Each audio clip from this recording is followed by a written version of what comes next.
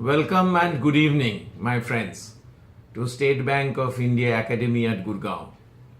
It gives me great pleasure to welcome all my colleagues in the training and development fraternity in this auspicious occasion of the function of the Indian Society for Training and Development.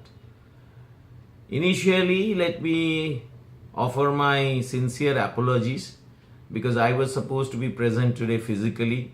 The loss is mine. I am losing your company, suggestions, and an opportunity to interact with all of you. But my friend Shikara tells me that I have to be present digitally if I am not present physically. Many of you who have worked in senior positions, all of you, I'm sure, would have had this experience. Like when you promise your wife that, okay, this evening I'll take you so and so place, or we go into so and so social function, and ultimately at the last moment have to ring and cancel, and there's a lot of fireworks usually that follow subsequently, not necessarily on the same day, but later could mean 5 years from that day, where you are reminded how you have let the family down. Slightly different here, but circumstances beyond my control, and I'm really sorry I could not go. But be that as it may, once again, welcome to my college. It's a great pleasure for me to be able to see all of you here, and I wish the deliberations of the day would be extremely fruitful. Let me start by sharing with you a story. Now, this was a story from when we were discussing at this case about Nokia at Harvard Business School in Boston. And we were discussing why Nokia came to India to start their next assembly line and ultimately went to Vietnam. And there were a lot of factors about it. We can deliberate on all of them, but the fact remains that we could not provide them with sufficient confidence that they should set up their assembly line in India. Even today, after a lot of work, we have only come to the position number 130, up one position from 131 on the list of ease of doing business. If you look at the map, the world map of ease of doing business, you'll find that we are still mostly a dark orange. The worst is of course red, and the best is of course green. Even China has a better color, and their position is much higher in the scale of ease of doing business. Today, yesterday, if you read in the papers that the Chinese have very sarcastically commented that India is no competition.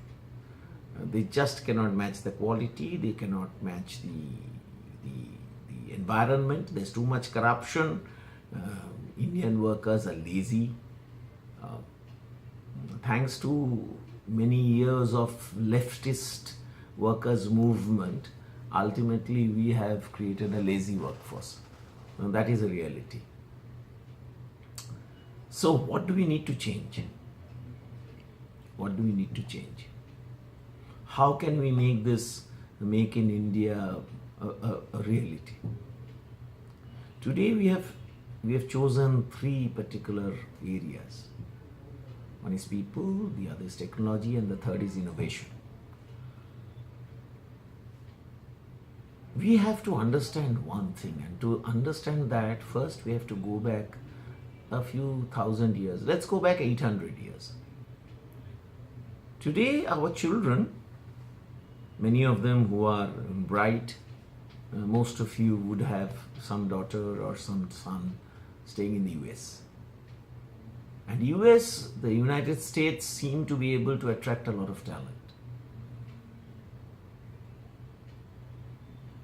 The destination for most of the Arab refugees from the Middle East, seem to be the US. A country they hate as a great Satan. Their way of life is anti-Quranic, anti-Sharia, anti-this, anti-that. But they want to still go there. Like a magnet they pull us. What is it that they have that we don't? It wasn't always like this. The history books that we read, we have grown up reading. All of us have studied history in school and some have studied history beyond that. If the book is 500 pages, 498 pages are on the last 800 years of slavery. If not exactly slavery, at least ruling by a foreign yoke. But the balance of about 5,500 years is covered in 2 to 3 pages. So much so that most of the people in the northern part of this country perhaps have not even heard of the Vijayanagar Empire, which ran far longer than the Mughal rule in India. There was a time when the aspirational place to go was India. Christopher Columbus started out trying to discover an alternate route to India. Everybody came to India for the cloth, the spices, the knowledge, the culture. Those of you who are from Ahmedabad and have had a chance to go to the Calico Museum there will know that all the clothes that the pharaohs of Egypt used to wear used to go from Gujarat. So we were a nation which was a coveted destination. If you read the statement made by Macaulay when he started this present educational system in India, when he set about doing that to the British Parliament, he said that when he has travelled all over India, he found that it is a country which does not have any wants. He said, unless we can change this to a coveting of British and European goods and lifestyles, we will never really conquer this country. Unfortunately, we still follow largely that very pattern of education which was meant to enslave us, enslave our mind more than enslave the body. The economic situation of India when the British came and the economic situation of India when the British left, there's a heaven and hell difference, where we went from an economy of plenty to an economy of poverty. Because of various things, including some of our own mistakes, we have not been able to break out of that circle. A concerted, serious effort is now being made. Maybe for the first time post-independence. In a very holistic way. And what can we do to aid that? That is, I think, the proposition before us today. And all of you and we, all of us together, need to be able to be part of that movement, part of that revolution. Technology, we need to go many strides.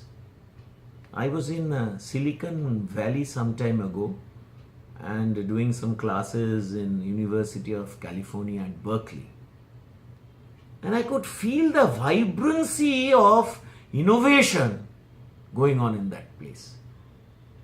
Besides the fact that it was home to Google, to Facebook, to Intel and everybody else, there were so many startups, including many Indians.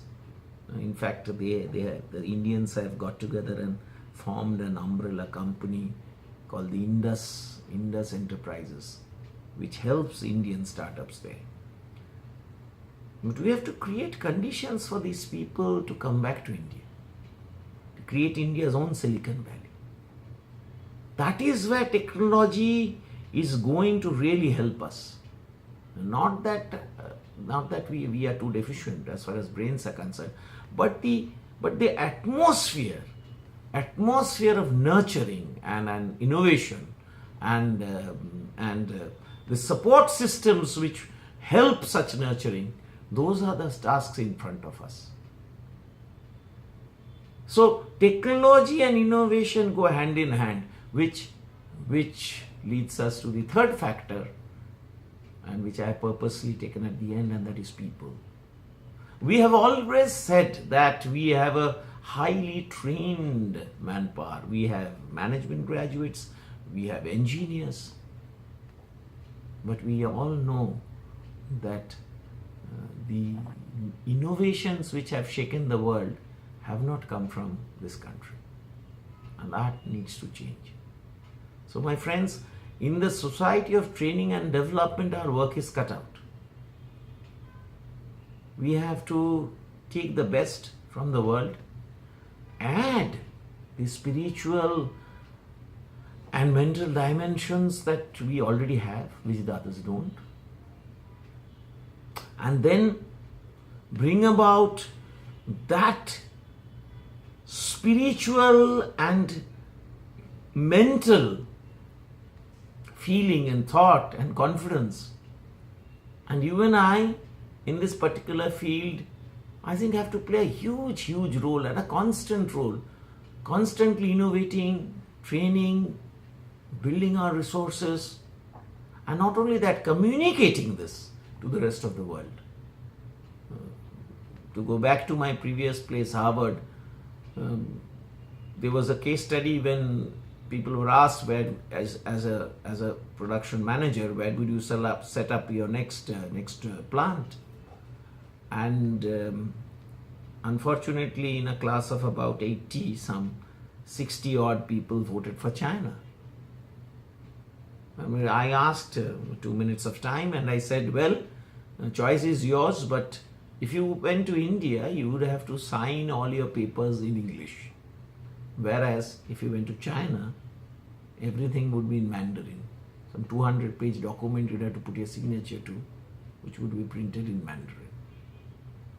And everywhere else, all government agencies, all permissions, they would give you a form printed in Mandarin. Maybe this one you may get a translation. But at every stage. And you were talking about corruption. They were worried about corruption. But do you know there's something called the Central Vigilance Commission? There's a Central Bureau of Investigation. Now, all this was not known to people from all over the world. They were Japanese, they were Arabians, they were Spanish, they were Europeans, South Americans, US of course, a few Africans. And when I made my pitch, many of them changed their vote. So not only do we need to do all this, we need to communicate this internally and externally. And here, my friends, you and I, in this particular fraternity, I think are the best placed, because we keep on talking to our counterparts all over the world. I wish all of you great deliberations today, and each step in this aspiration of ours, make in India, this great concept, this hope, every single step is important. And I'm sure the step you are taking today will add that might, and every single drop ultimately contributes to making that ocean. So once again, I welcome you here. I apologize for not being able to be physically present. I'll try to make up as soon as possible at the next occasion, if God is so willing. I thank you for choosing this. It's very timely. Please discuss, share your ideas, and I am sure my friends at the college would be videotaping the entire deliberations, and I'm keenly awaiting the video presentation so that I can hear all of you and be suitably educated. Thank you so much. Thank you for giving me the opportunity to speak to you, and the very best of luck. Have great deliberations. Namaskar.